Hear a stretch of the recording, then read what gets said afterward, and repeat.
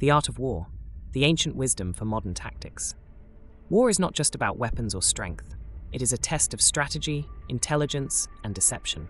In The Art of War, Sun Tzu offers timeless wisdom that can be applied far beyond the battlefield. Today, we explore this ancient text and uncover its lessons on strategy, leadership, and conflict. Each section of the book reveals essential insights that remain relevant even in our modern world. Prologue. War.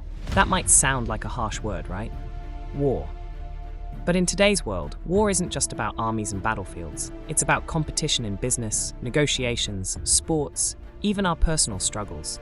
Sun Tzu's The Art of War is full of lessons that apply just as much to the modern boardroom, the job market, or your daily hustle as they do to ancient battlefields. So how do we use these ancient teachings today? Think of it like this. In business, you're constantly at war with competitors. In negotiations, you're in a battle of words, strategy, and will. Even getting through the day sometimes feels like a series of skirmishes with time, stress, and unexpected problems. Sun Tzu's teachings aren't just about fighting, they're about winning smart. Today, we're going to explore how each chapter of The Art of War can be broken down into practical steps. We'll show how understanding your environment, knowing your strengths and weaknesses, and planning your moves can help you gain the upper hand. Whether you're negotiating a deal, launching a new product, or simply trying to navigate life's everyday obstacles. So, how do we take these old teachings and make them work for us now? By thinking strategically, being adaptable, and understanding when to act and when to hold back. It's not just about conflict, it's about positioning yourself for success. Let's break down how we can implement these ancient strategies today. Chapter 1. Laying plans. The first chapter emphasizes the importance of planning and strategy. Sun Tzu says that every battle is won or lost before it is fought. He speaks about the 5 fundamental factors: moral law, heaven, earth, the commander, and method and discipline. Moral law ensures that people follow their leader without question. Heaven refers to weather and time. Earth covers distances, terrain, and the chances of life and death. The commander embodies the virtues of wisdom, sincerity, courage, and strictness. Method and discipline organize the army's structure, hierarchy, and logistics. Sun Tzu believes that the general who masters these factors will have control over the outcome of war. This principle is not just about warfare, but about any conflict or competition. Proper planning, preparation, and knowledge of your environment set the foundation for success. Chapter 2. Waging War. Waging war is about the economics of conflict. Sun Tzu warns that prolonged warfare exhausts resources and leads to ruin. Therefore, swift and decisive action is crucial. He stresses the need to understand the cost of war in terms of both money and human lives. The goal should be to win as quickly as possible while using the minimum amount of resources. This concept applies to modern-day businesses and personal conflicts. Success is not just about winning. It's about winning efficiently, minimizing losses, and knowing when to engage or withdraw. Chapter 3. Attack by Stratagem. In this chapter, Sun Tzu reveals that the highest form of warfare is to subdue the enemy without fighting. Victory comes from outsmarting the opponent, exploiting their weaknesses, and using deception. He advises generals to avoid what is strong and strike at what is weak. Direct confrontations should be avoided whenever possible. Instead, use feints, diversions, and psychological tactics to gain an advantage. The goal is to force the enemy into a position where they are powerless. This principle translates into any competitive scenario.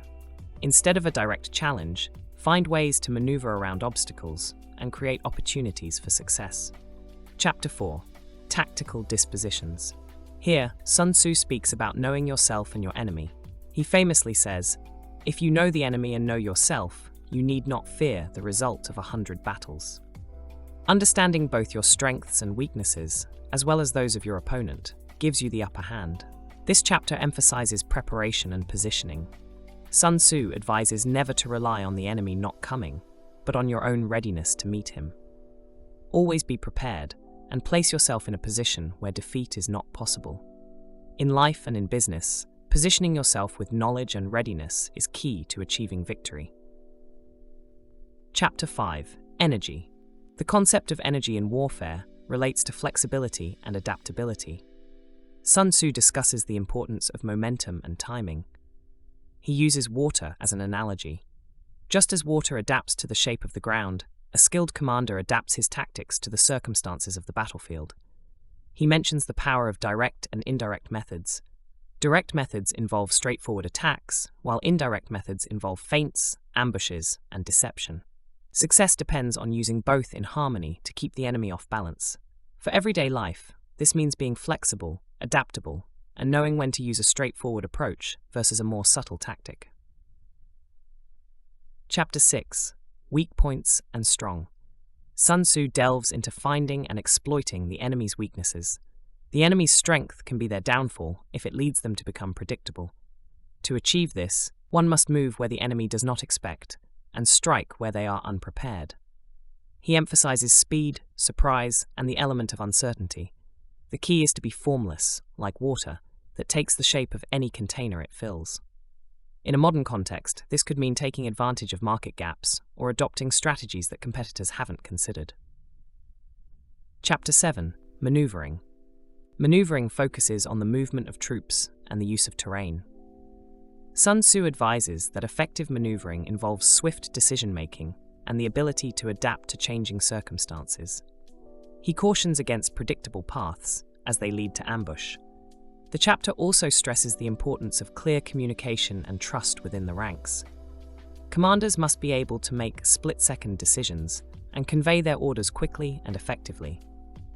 In modern terms, this speaks to leadership and decision-making in high-pressure situations. Success comes to those who can navigate challenges quickly, communicate clearly, and inspire trust. Chapter 8: Variation in Tactics. Sun Tzu teaches that no plan survives contact with the enemy. Adaptability and flexibility are crucial. A commander must know when to change tactics and when to stick to the plan. He warns against following a single path blindly, as enemies will eventually adapt. The wise leader understands the importance of variation in strategy. In any endeavor, whether it's business or personal conflicts, rigid adherence to a single approach can lead to failure. Success lies in the ability to adapt and innovate in the face of changing circumstances. Chapter 9: The Army on the March. This chapter discusses the importance of understanding terrain and positioning. Sun Tzu describes different types of ground and how to use them to one's advantage. The key takeaway is to always be aware of your surroundings and use them to strengthen your position while denying the same advantage to the enemy. In a broader sense, this can be seen as situational awareness. Knowing your environment, the context of your actions, and the implications of your choices are crucial for success in any field. Chapter 10: Terrain. Sun Tzu identifies different types of terrain and how they affect the outcome of battles. He emphasizes the importance of choosing the right ground on which to fight. Some terrain favors defense, while others favor attack. The wise commander chooses terrain that plays to his strengths and exploits the weaknesses of his opponent. This chapter is a reminder that not all opportunities are created equal. Knowing when and where to engage based on the environment is essential for achieving success. Chapter 11: The 9 Situations. Sun Tzu explains 9 specific situations in warfare, each requiring a different strategy. The situations range from being deep in enemy territory to fighting on familiar ground. Each demands a unique approach and understanding of the risks involved. This chapter underscores the importance of situational awareness and adaptability. In life and in business, not all challenges are the same. Each requires a tailored approach based on the unique factors at play. Chapter 12: The Attack by Fire. Sun Tzu discusses the use of fire as a weapon, highlighting the use of the environment and elements to achieve victory. While the literal use of fire may not apply to modern contexts, the principle is about utilizing external factors to create an advantage. The broader lesson here is to leverage resources beyond your immediate control to influence the outcome of a situation. It's about understanding how to use what is around you to gain a strategic edge. Chapter 13: The Use of Spies. The final chapter emphasizes the importance of intelligence. Sun Tzu stresses that knowledge of the enemy's plans and movements is essential to success.